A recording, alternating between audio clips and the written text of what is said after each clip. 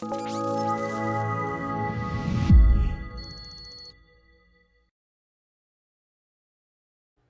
McDade, the Data Storytellers Podcast, and a new episode. In fact, this is the last episode we are recording in the year. In fact, I'm just thinking, Scott, that this is a first because I don't think I've recorded a podcast before on my birthday. So this is a very special, unique episode, not just because of that, but also because Scott and I have been having some great conversations in 2024. And I had the pleasure of meeting him in person in Nashville with a great group of people in the Data Storytellers community. And I did manage to get him on the podcast to share some of his insights and inspiration and experience with the whole world. So without further ado, Scott McDade, sir, it's a pleasure to have you on the show. It's a pleasure to be here, and quite honestly, it's an honor to do this on your birthday. So, I mean, the fact that this is the first one, it's going to hold a special place in my heart for sure. Yeah, appreciate that. And, I'm sure whatever insights we manage to share with the world will kind of match that expectation as well. So before we dive into your career and your leadership insights, which I was fascinated by when we were exploring what we're going to actually talk about. I mean, those who follow the show know that we don't script anything, but I do like to kind of understand where we're going in advance. So we kind of work on conceptualizing what was that play, what were the keys to your success over your career. All of you guys have your strengths, have your weaknesses, challenges, and all that. And when I meet someone where I notice after all these hundreds of conversations and relationships that someone would have something worthwhile to share, I want to make sure that we can capture that. And that's exactly what we are going to do today. But so before we dive in, you work for a company called Aramark. And to be honest with you, I did not know much about Aramark before we started talking, but it's one of those companies that once we started engaging, I started to see the Aramark logo everywhere, Yeah. On trucks and all that. So maybe we can start with that. Like what do you guys actually do at Aramark? Sure thing. So, at the core of what we do, we're a hospitality company. So we serve across many of our lines of business in different sectors. I work in the sports entertainment division. So we provide the food, beverage, retail, hospitality experience at a number of sporting venues across the United States, as well as concert venues, theme parks, cultural attractions like zoos, and things of that nature. And then Aramark itself, handles collegiate hospitality, so college campuses across the United States. We do facilities operations, so the cleaning and management of facilities, as well as a whole host of other sectors that we operate in. But at the core of what we do, we provide hospitality to the end customer for our partners. So in the case of sports entertainment, it's a baseball team that has all their fans coming through the turnstiles every year. We're there to make sure that the experience they have once they're in the venue is top notch. They have really good food. They're able to partake in beverages to the degree that they want to, and they leave having an incredible experience, with that baseball team. So at the end of the day, we're there to enhance those experiences for the customers of our partners. So you guys are one of those silent heroes, that few people know about, but in the background, you're the ones who enable and make things happen. I see quite a lot of connection with the data analytics functions in general, enabling the business to succeed, and often in a way where, you stay in the background and just basically drive value from that position. So what is your role over at Aramark?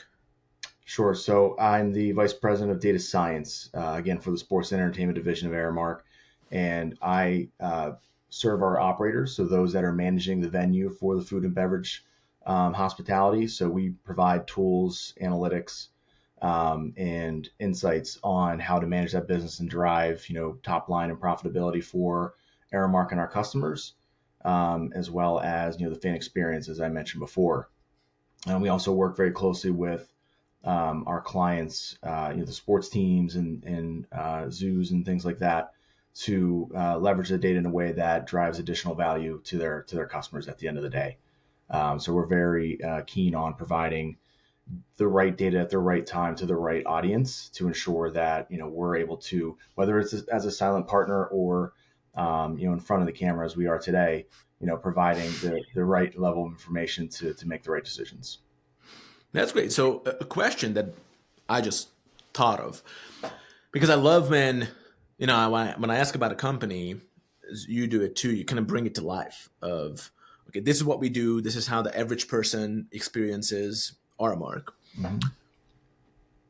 Can you think of an example of how your data science team within the sports and entertainment division actually influences the experience of the average person? If I'm a baseball fan, right, Mm-hmm. where can I see your work at play that I might not even be aware of?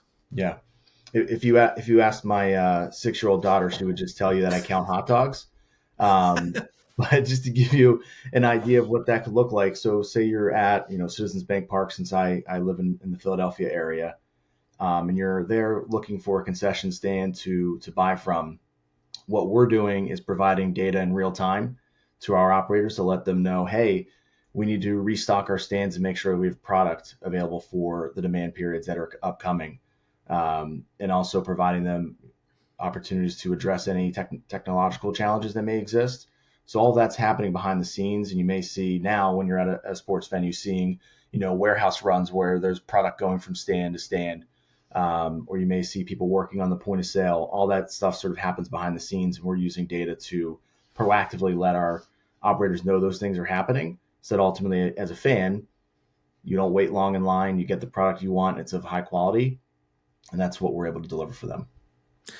I love how these themes during the podcast emerge, because what you're talking about is data-driven experiences. And it's so funny that just the previous episode that I recorded, that I mentioned with Alex Dragon from Four Seasons, he's the VP of Enterprise Data Analytics, we did not even know going into the podcast that actually what we're going to talk about is creating amazing data-driven experiences.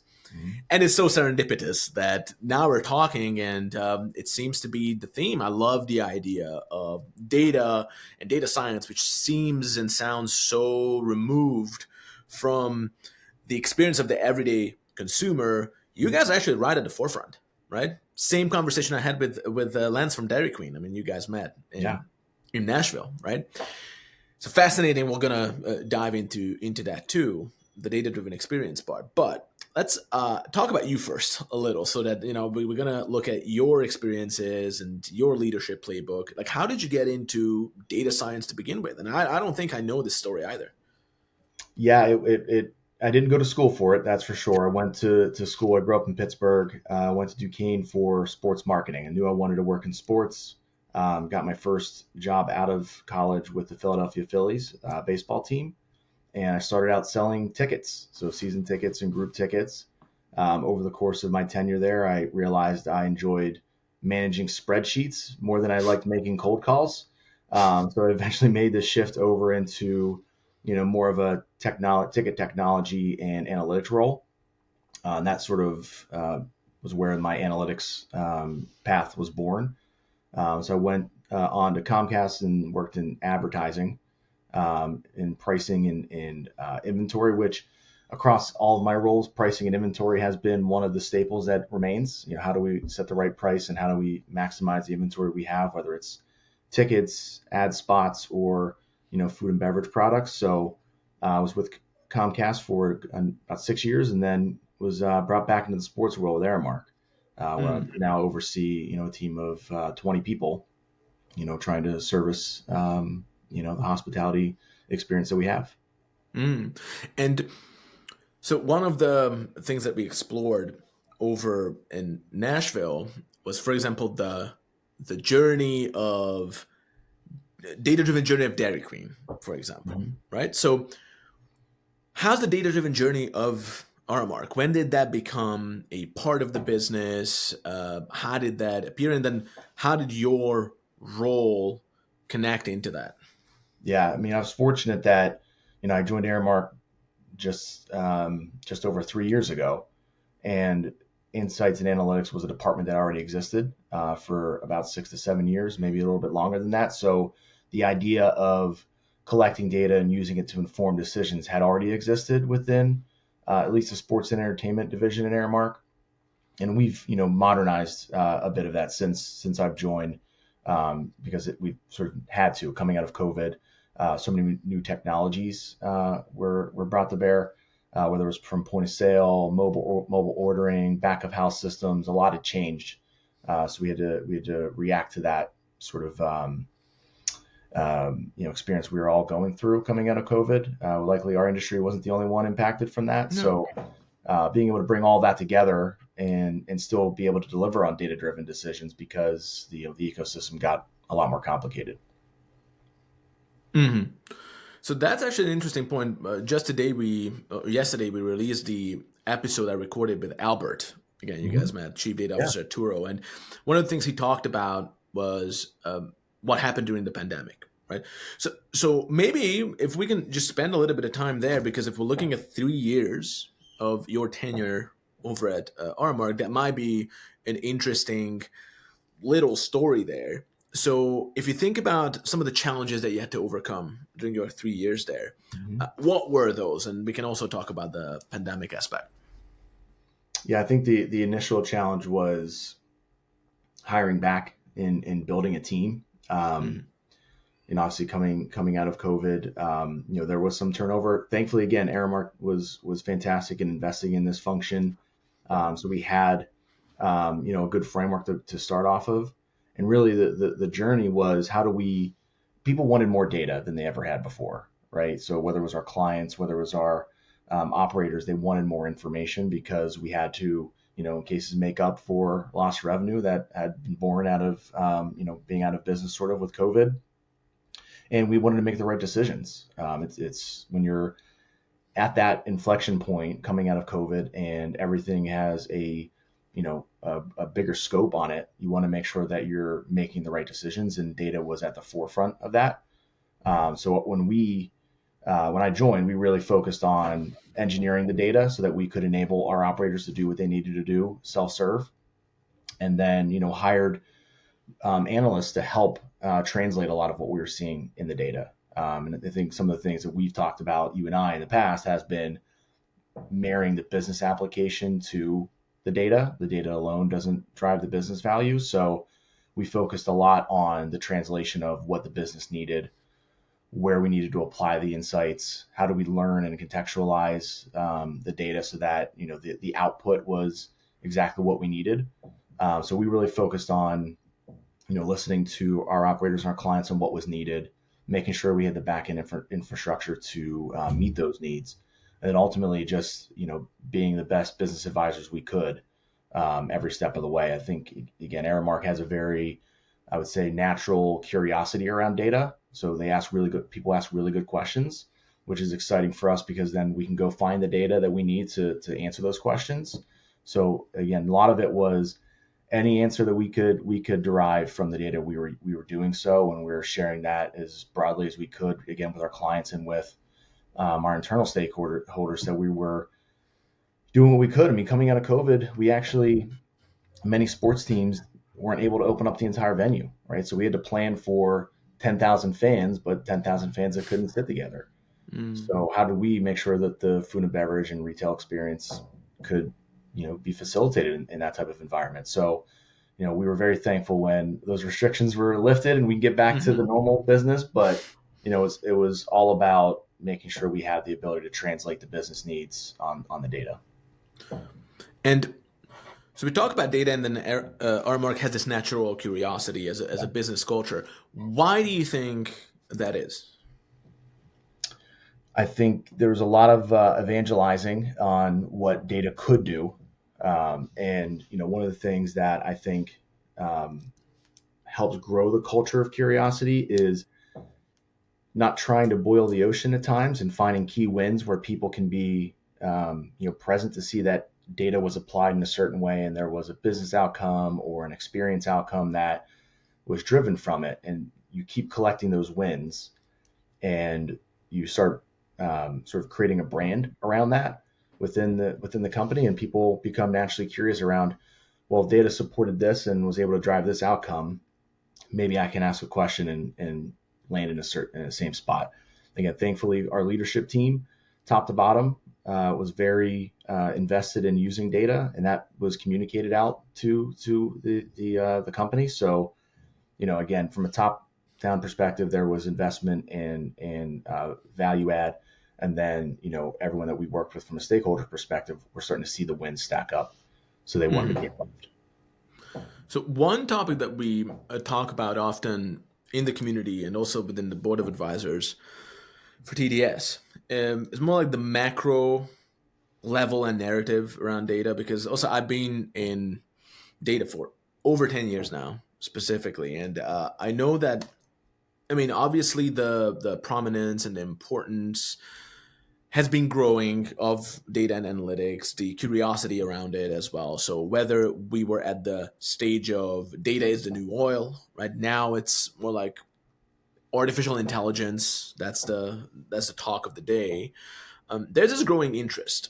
How do you see that right now? Like, Aramark has curiosity towards data, and Yeah, they are using it and they are relying on data to make their decisions. There's always, of course, like room to improve and things you can do to provide even more sure. value with that. But new narratives like artificial intelligence, how does that impact your job and your role and your team? Yeah, I mean, everyone, wants to use Chat GPT to answer their questions. But no, kidding aside, that I think everyone hears from, any vendor they talk to on the news. There's so many updates around artificial intelligence, and Aramark has done, a lot of work to make sure that, because artificial intelligence is the end result, but there's so much more that has to go into it in order for you to enable that. One of them being, having a solid data foundation and strategy around how to contextualize that data. Importantly, but they also part of it is the process engineering on the back end. Like, what type of questions are we trying to answer? How do we put some of these tools into people's hands that doesn't create a negative experience, right? I think a lot of us have probably used a Chat GPT or something along those lines where you've asked a question and you've gotten an hallucination. You're like, okay, well, that's not what I needed. Mm-hmm. We want to make sure that we're not providing those experiences to our operators or eventually to our clients. So, we've been focused on the data strategy. How do we set ourselves up for that? And also the process engineering piece that, and I mentioned is one of the key things that we need to focus on in order to drive business value for data, is really understanding the needs that our operators have. Like, when I mentioned the right data at the right time to the right person, how does that person's day-to-day look? Where are they going to access information now? What type of decisions do they have to make on a daily basis? And then working backwards on how do we deliver the right solution to them. So AI could be one of those. It could just be machine learning providing, prescriptive insights, when they need it. So it's really understanding the optimization of what tool serves what purpose, and AI is certainly going to be a part of that. Already is, but it's going to be a bigger part of that as we look ahead. Mm-hmm. And it's interesting, just as an example of AI-driven business application. So we talked about earlier before we started recording, we were doing the housekeeping of the recording platform. So we're recording this on a platform called Riverside. Those who are not familiar with Riverside, if you're in the podcasting business, you probably are not familiar. It's kind of like Zoom for podcasters, specifically for podcast recording. It's a simple value proposition targeting a specific pain. So it's the simple technology, as opposed to recording to the cloud, it records to the hard drive first, and then from the hard drive, it uploads to the cloud so that the quality is not compressed, and if there are any issues with the recording with the internet or the computer, then you still have a good recording that you can edit after. Right? So that's the core value proposition. That's what the business is built on. We love Riverside, by the way. I'm not affiliated with the Riverside, but we love it. But it's interesting that it was 2023 when the whole ChatGPT thing blew up, right? And of course, they're still riding that narrative, and no one knows exactly where it's going. But every company almost had the obligation to jump on. No, we need to apply AI, and specifically generative AI, right? So specifically Gen AI, LLM driven applications, because whatever you do, either marketing, video production, there is an iteration of how this will completely change the landscape. Now, it did completely change the landscape, but I think few people understood exactly how. So let me give you an example. With Riverside, what they did is, okay, now you can actually improve the quality of recordings, and you can find video clips with a click of a button, So instead of paying an audio engineer and waiting, 5 days, now you can just with one click, it fixes your audio. Mm-hmm. Or let's say now you would need to ship your podcast off to a video editor and wait days for them to come back with clips and all that. Now you can just do it with a click of a button. And it was very, very intriguing and appealing. And we had a good experience with Riverside, right? So I was like, I had no reason not to trust it. I was like, that's great. It looked good. And it was unusable. It was absolutely awful. Yeah. In fact, some of our recordings were ruined by it too, right? Yeah. And we wasted a lot of time, trying to, now we can, just find the clips that way, and absolutely unusable to the point where actually they pulled a lot of that capability back. Okay. Right? So that's a great example of, okay, well, just because it's AI, now you need to be very careful about how you apply that, because it did damage the trust and the experience that we had towards the brand, right? So funnily enough, the episode that we just released on the podcast with Albert, it was about how to build trust through best practice data driven applications, right? Mm-hmm. So through data excellence. So how do you guys navigate that landscape? So when it comes to some of those more boring stuff that you do, quote unquote boring, but it's necessary. Yeah. But at the same time, people want the shiny objects. How do you resolve and navigate that tension? Yeah, I mean, certainly everyone does want the shiny objects, and they want to hear that we're using all of the most advanced technologies that we can. And, we are, right, to the extent that we need to be. But, I think from a relationship perspective, data, I don't think it's often acknowledged enough that it can be used as a relationship tool. Mm-hmm. So in building trust with both your internal stakeholders, your clients, your partners, the vendors you work with. So, the way we've approached it from a data analytics perspective has been getting people involved on the front end requirement development, right? So meeting the end consumer, whoever they may be, where they are, understanding what they need. In some cases, it's like the book Switch by the Heath brothers. Like, you appeal to the elephant, not the rider.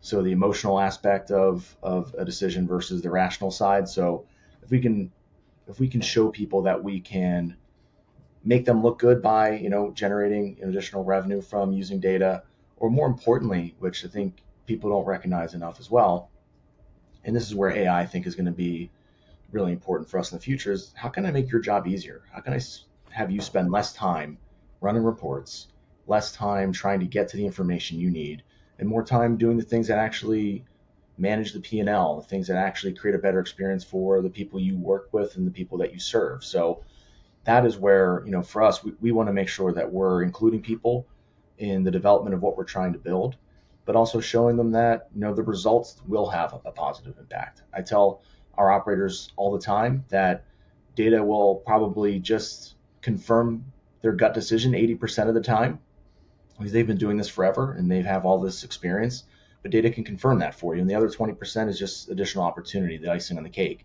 that we can help you with. Mm-hmm. Absolutely. Would you mind just unpacking that Switch Brothers book, The Elephant versus the Rider example? Because I've heard about that. I think I read in a Jonathan Haidt book a while back, but I know it's not like an exclusive concept to that. Would you mind just unpacking that a little? Yeah, I think it's, for us and how I've interpreted it for the role that I have and for my team, is that if we're analyzing data for the purpose of, driving an outcome, we want to focus on the outcome and how that impacts the individual we're working with. More oftentimes, they're going to take our recommendation if we're focusing on that outcome and telling a good story on how we got to where we are and what the ultimate impact is going to be for them, as opposed to focusing on the data. and focusing on our approach and the analysis that was conducted and how ironclad it is, and there's no way you can refute it. If you do that, then the rational mind is going to look at that and say, well, maybe there's a hole that I can poke, or maybe I'm intimidated by what I'm hearing. But if I can appeal to the emotional side and say, here's how I can save you 3 hours in your day. Here's how I can generate X% in revenue for you. And here's how I can make you look like a rock star to our clients and our partners. Those things appeal more greatly to the emotional side, and you're more likely to make a decision or engage us in those decision-making instances, because we're appealing to that side of the fence and what actually matters to that person. Mm-hmm. And it's funny that this is the gap that we often see, that data teams, almost ironically, just miss out on a simple first principle of human decision making, decision science, even though data is a decision science practice at the end of the day, because they're trying to influence decisions. There's a misconception, or maybe even it's not even the lack of knowledge, just a lack of application and leveraging that principle, which is how humans make decisions. Now, some people say that, humans make purely emotional decisions, right? Some people say that, decisions are simple. It's like basically someone looks at the facts and they drive a conclusion from the fact, and now they will, do X instead of Y. Mm-hmm. Now, as often, the truth is somewhere in between, even though I'm not like, it's always the truth is always in the middle. I don't think that's true, but in this case, it is somewhere in the middle, in the sense that, humans use both emotion and logic to make decisions. Yes. But there is a sequence of that and an order of how those two facilities are engaged during the decision-making process. And it's not a 50-50 split. So how is it then? Well, some people might get the impression that, people just make emotional decisions, is because that's how people actually start a decision-making process with, right? So that function is mainly about identifying that whatever the subject is that they need to make a decision about, is that important? Is that a threat? Is it something that they just need to basically deprioritize and save precious resources, right? Even our advanced business communications course, you'll see it dives into that aspect in the beginning of the course, just to kind of understand how humans make decisions and how that works on, at the neurological level almost.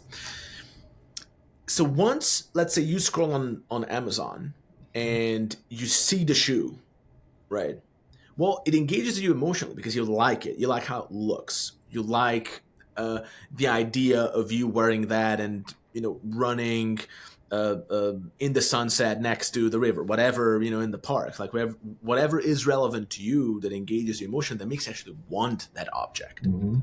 And then before actually pressing the buy button, of course you'll do your due diligence of, I'm checking the price on different platforms, or I want to make sure that the sole is the right material and all that. And it might give you the impression that, I'm making this decision purely on a logical basis because it's the right material, it's the right price, and it's a logical decision. But it's actually an emotional decision justified through logical means. So even if you look at our logo, the right brain and the left brain, the right brain is it's like a simplistic model of the human brain, but it's kind of like a working model of the right side of the brain being responsible for the emotional facilities and creativity, relationships, all that. And then the left brain is more like statistics and logic and numbers.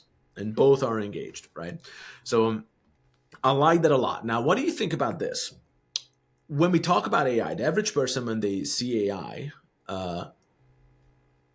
they only are kind of intrigued by the right brain stuff, the emotional stuff, right? That, wow, it's like super easy, it's revolutionary. A lot of it is actually driven by also fear of missing out. That's also like a right brain. But they don't really understand what goes into the accuracy of, let's say, an AI model and all that. So even in your organization today, do you guys need to like navigate that tension, like that kind of hype, and at the same time you need to almost pull people back down to earth with, hey, wait a second, but there's data quality and data accuracy. I don't know, maybe even the ethics piece. Mm-hmm. Do you guys need to deal with that? And then what would you recommend to other leaders when they are, trying to handle this and resolve this tension? Yeah, I think that is a common, you skip a step when you think about AI. You think about, well, we're collecting the data and now we're going to use AI to drive business value or process value or what have you. But, what we've been focused on, and I'm grateful that, we've had the resources at Aramark to focus on a lot of these facets of our data journey, is the topic you hit on was the integrity and quality of the data. When we think about AI, we want to embed AI into our processes, whether it's agentic AI that you can ask, a question and get an answer right away, or whether it's embedded in a system like our culinary copilot, where you can manipulate menus, or say you need to change out menus, and AI is going to tell you and recommend what you should replace it with. That has the unlock for business value, but there's a lot of layers underneath that in order to get there. You have to link, multiple data sets, right? We had to link our supply chain to, our back of house data to our demand data.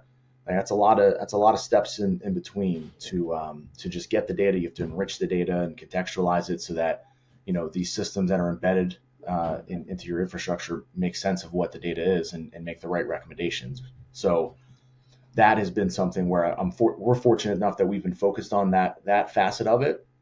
And I think that will springboard us into a lot of innovation over the next year or so, because we have a better data foundation to now enable some of these technologies. And these technologies are getting better. They're getting more fine-tuned. There are a lot of other vendors out there that are providing solutions that, are very niche that, could help us along the way. So, but we wouldn't be able to get there if we didn't focus on, the data standardization and harmonization at the very beginning. And ultimately unlocking some of the business value, because now the AI solutions can understand the data in the proper lens to serve, the application that we have. Mm-hmm. Absolutely. And it's going to be an exciting, couple of years ahead of us, because we also see these data science functions being transformed by this. Some of these data science functions are actively getting reorganized and rebranded into becoming AI functions as Right. well. And it's kind of offers the opportunity to, how are you going to approach this? Are you going to be defensive about it? Are you going to move out on the offense and really take control of that narrative? And it really requires you to be like one step ahead of the business users, right? And then I think a mistake that sometimes data science teams can make is that they kind of get entrenched in the data world, right? And they fail to pace and lead, because the big opportunity for data science teams is to be leaders. I mean, who else is going to lead the AI function of the future? Yeah. Yeah. The worst thing you can do is have a narrow focus where you're solely focused on the data and how you organize it and all the analysis that can be conducted on it, but not have the broader vision of the business and what the business needs, right? It's like what we talked about before with, what you experience at Riverside. If we present that experience to our end users, they'll never want to adopt another solution from us, no matter what type of technology or how successful it may be. So, yeah, I think that is one. When you're trying to move as fast as you can, right? You want to fail fast, learn fast. You have to be cognizant to what degree that will be, and what type of trust erosion you may have from going too quickly and putting products out there that aren't fit for purpose. Absolutely. And look, this was great. I mean, we already explored a bunch of the key themes that we wanted to in the beginning, but as we're turning the corner into the last segment of the podcast, which is usually about the playbook. Again, we already touched on a bunch of these, but maybe this is a time to kind of leave the audience with some really tangible frameworks here. So I think with the three, we usually use the 3x3 model, right? To identify those three key themes, but three details underneath that leaders who are listening and data teams who are listening can immediately kind of bring back to their own business. So if we dive into it, what is your first principle that you found that served you and your team well in terms of driving that data-driven agenda within Aramark? Yeah, I think this is consistent with what I experienced at Comcast as well, and with affiliates prior to that. But when we think about the application of the data, there are three things that we do when we are trying to serve our customers internally. One, we listen to our stakeholders, right? We're building and serving a need that we feel confident that we're going to hit. We don't want to build something that doesn't get used. So I think listening to stakeholders, engaging with them, and making them a part of the process. I think, Dave Coughlin's talked a lot about that with user-centric design, right? Making them a part of that process earlier on. One, it gains the trust by them that you're going to be working on what they need, but you'll learn along the way and get everything you need.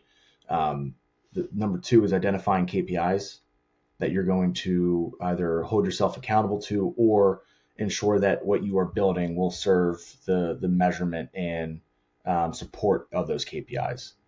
And again, you'll if you need investment from the company or need investment from other stakeholders to do that, having the KPIs defined and understood and what the opportunity that exists helps with that.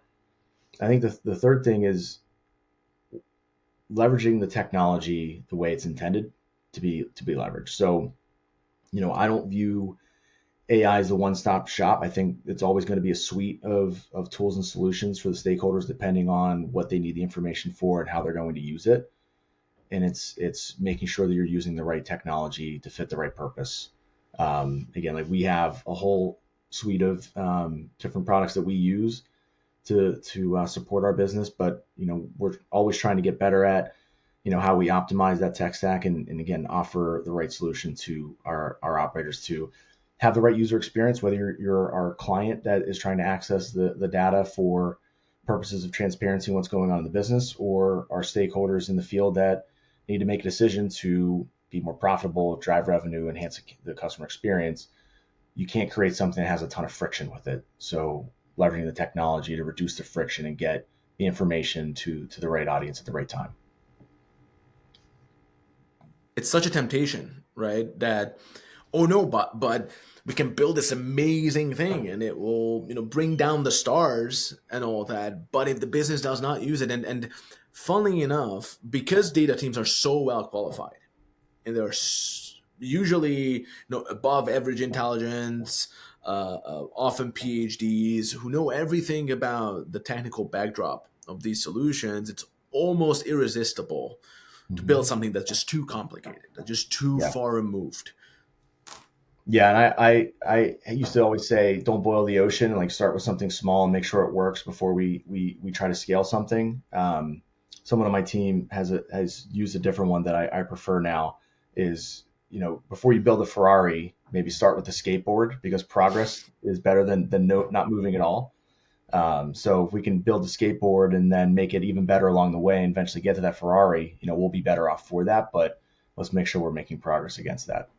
Absolutely. And now this is great because I think you're addressing the tech right in the beginning and the proper contextualization and application of that. So that's fantastic. Then I think as a second, you mentioned this whole cultural shift in the business. So I think you mentioned that it's a shift towards objectivity. Yes. Right. So that's even that sentence of just infusing objectivity into the culture of the organization. Well, there's so much to talk about there, but what is your take on that specific subject? Yeah, I think, people have been smart with how they've leveraged data, not just at Aramark, but I think at a lot of companies, data can tell a really good story oftentimes. And I think that's important when it's right to do. But I think if we don't look at, the numbers that are red versus the numbers that are green, we could be leaving something on the table. So I think, what we try to promote is that objectivity across the board. Like, where can we find those incremental gains that, make us look good to, our customers, that ultimately drive more revenue or more profitability. But the idea of objectivity is so important in that it's not even just how you're leveraging the data. It could be how you're managing your staff. It could be a number of different ways that it can manifest into a positive outcome. But having the objectivity with data really supports the conversation and leads to something we already talked about, the development of trust with your stakeholders, especially on your clients, you're trying to serve them. If you can show that, hey, here's what I've done really well. Here are the areas that are opportunity, and we're going to drive positive outcome there. I mean, that to me is the best story you can tell, is that you're doing a great job, but there's more to do, and you're gonna keep pushing. And I think that is where we want to make sure that everyone has that type of mindset. And it doesn't have to be all of a sudden you unlocked $1 billion. Like, no one's going to find that level of objectivity. But if you can find, gains here and there, it all adds up in the grand scheme. So it's that 1%, mentality of how can we get better, each and every day. And I love the language that you're using around this, because often I hear in the data world, and you go to conferences, people say, oh, we need to like replace the existing decision-making processes, to go from gut feel to data-driven decisions, right? It sounds nice, right? But what I'm getting from you is that it's a way more nuanced and a way more sober and skillful and wiser approach to it, which is more about, well, maybe that gut feel that the business leader has is valuable. They've been doing this job for 20 years. They have their own LLM in their brain, right? Like just tapping into that vast experience, and maybe that gut feel is actually valuable. How can we make that better? How can we have that business leader to make the most out of their already existing expertise? It seems like to me it's a whole different paradigm.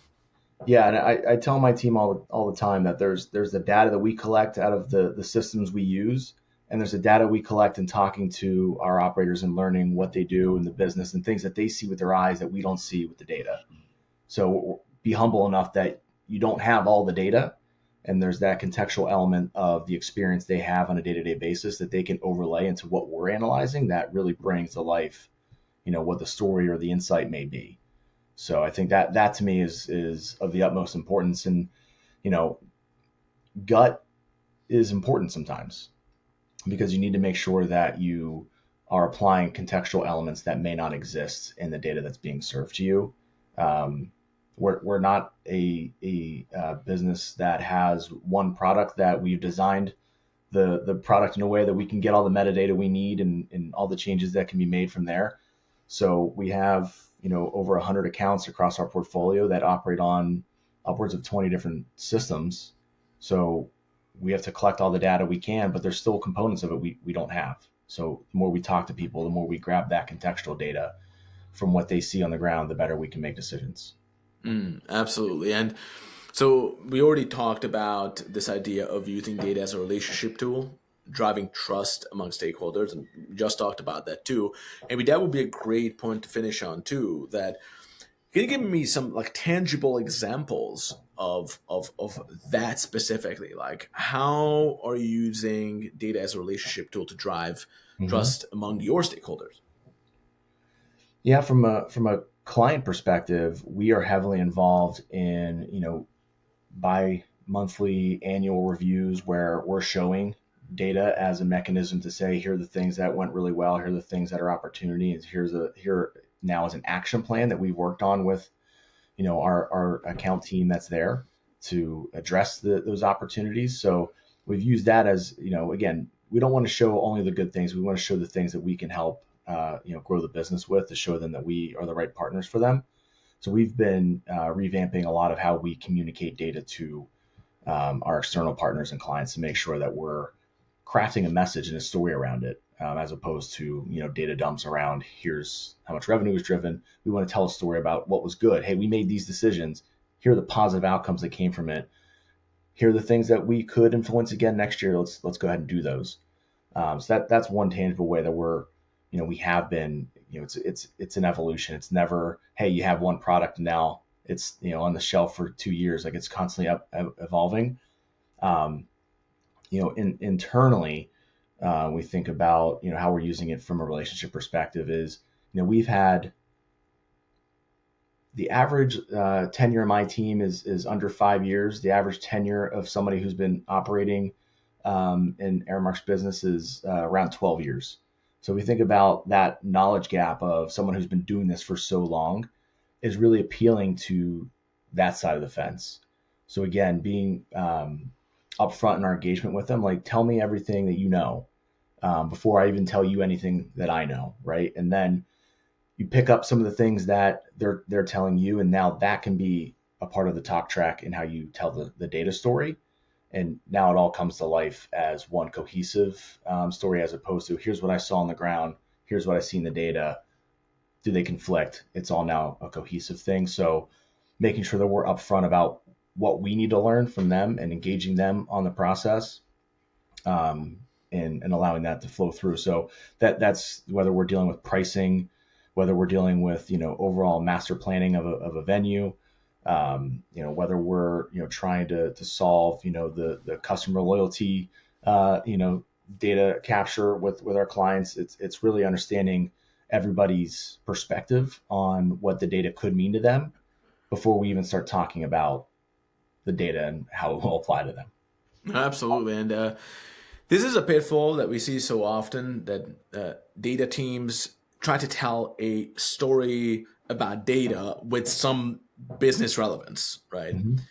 But they actually need to tell business story with some data elements in it. So it's a different paradigm. And the work that you do, it's almost like you have to hide that work, right? So you actually, when you talk about your work, you actually talk about the person that you're doing the work for and what it does for them and how it changes their work and, helps them achieve their goals and finally, break some of their barriers or help them get rid of a lot of that frustration. And then at the right time, kind of you get to talk about the work that was done in a short, distilled way that almost just demonstrates that they are in the hands of a professional and that the work has been done. And that is a critical component of it. Like, you don't want to data dump on individuals that could have a tendency of being intimidated by data. So being able to craft the story of what it means, and layering in the feedback you get from them, now they're less intimidated by it, and you're appealing again to the elephant versus the rider, and they're more likely to take action against the insights that you're providing. So, that is another way that we've been pivoting. And you said this more eloquently than I ever could, but we didn't want to become reporting vending machines, right?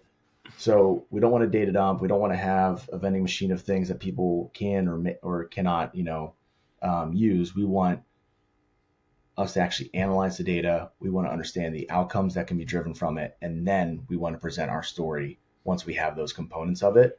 And that, again, is showing someone that we have the end-to-end knowledge of the business. We have the end-to-end knowledge of what we're trying to serve for them, and allows that, ultimately to organically happen. Yeah, becoming the trusted business advisor. And yes. I think this is a great note to finish on. I really enjoyed the conversation, Scott. We managed to explore a little bit about the past, a little bit about the present and the future. And I'm confident that we left the audience with some implementable frameworks and approaches that could help them revitalize their function and set themselves up for success in 2025. So I always enjoy our discussions, and this wasn't an exception. And I hope to have you back on the show sometime, maybe in a couple of months, and reflecting on your 2025 journey. Things are moving fast these days. They certainly are. It's constant evolution. There's probably some new technology or a new problem we'll be trying to solve when I come back from vacation in January. So, but happy birthday, Laz. Thank you so much for having me on. This was something I was looking forward to for quite some time. So thank you. And, looking forward to the next one. It was a lot of fun. And until next time.